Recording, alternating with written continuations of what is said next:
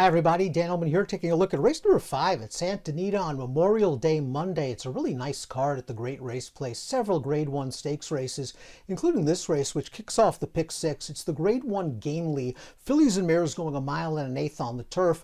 Before we get to business, let's talk about business. Our Memorial Day sale at shop.drf.com. Great deals on your favorite handicapping products. Check it out again. It's shop.drf.com.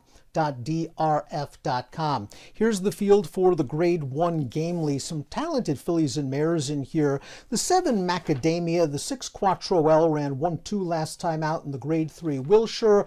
It was a tale of 2 trips, I think, to be sure. We'll talk about that. They seem like 2 strong contenders, but as we throw up the Timeform US pace projector, you'll note that the 3 Queen Goddess, who's been one of the better turf fillies and mares in Southern California over the last few years, might be able to get to the front. And she has done good work on the lead in the past. She wired them over course and distance in the Robert J. Frankel on New Year's Eve. And if she gets to the lead and gets a breather, she picks up a very aggressive rider in Louis Saez. She might be extremely tough to catch. School Dance does have some tactical speed as well. Talking about School Dance, I really like her tactical speed. I think it's one of her best assets. And I liked her performance in the megahertz. Even though she was the beaten favorite 3 starts back, it was a race that didn't have a lot of pace. And she was just sort of hung out there 3-4 path, tried to make a bid into it and couldn't step with Quattro L late. Her most recent start, the Royal Heroine, she broke from the inside, as she will in the Gamely on Memorial Day. Sat a good trip, or so it appeared, but then that trip just didn't really work out. Kind of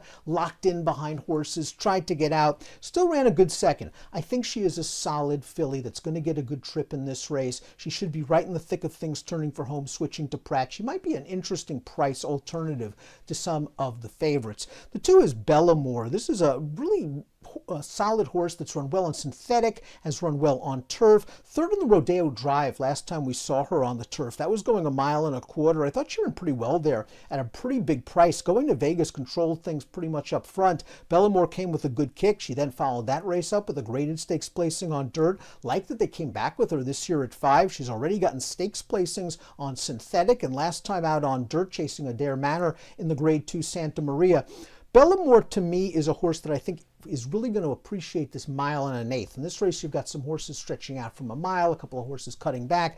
Bellamore, I think, at 1 1/8 fits very well. This is her 3rd start of the form cycle. I think she's a bit more tactical than Timeform US has her on the pace projector. And her last turf race, a respectable enough performance with a 91 Beyer speed figure. Going back to Queen Goddess, the number 3. Love the work she's done in Southern California throughout her career, especially when she can get loose on the lead, as she did 3 starts back. She then came back and showed her versatility in the Pegasus World Cup filly and mare turf, tracking the pace outside. She was very late to change leads that day, but she was best under the line over a pretty good field. And then last time out in the Jenny Wiley, she took on an Italian, who's one of the better, if not the best, turf filly and mare in the country, playing an Italian's game, going 1 1/16, chasing an Italian early. It just wasn't an ideal spot for Queen Goddess, and she tired at the end of that race. This class level is more to her liking. This distance works. This pace scenario works. She's probably going to take some money in here, but you got to respect Queen Goddess's overall resume. Closing remarks when the Royal Heroine 2 starts back, and I thought she ran pretty well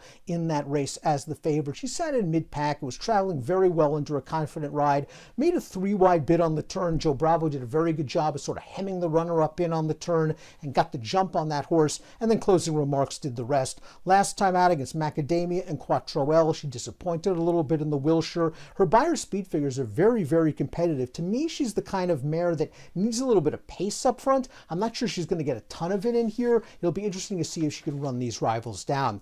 Via Reggio made a promising North American debut for Brendan Walsh. We're going to watch that performance right now. This is a 3rd level allowance race at Keeneland. This filly's already a group stakes winner overseas in Ireland. She looked good in this race.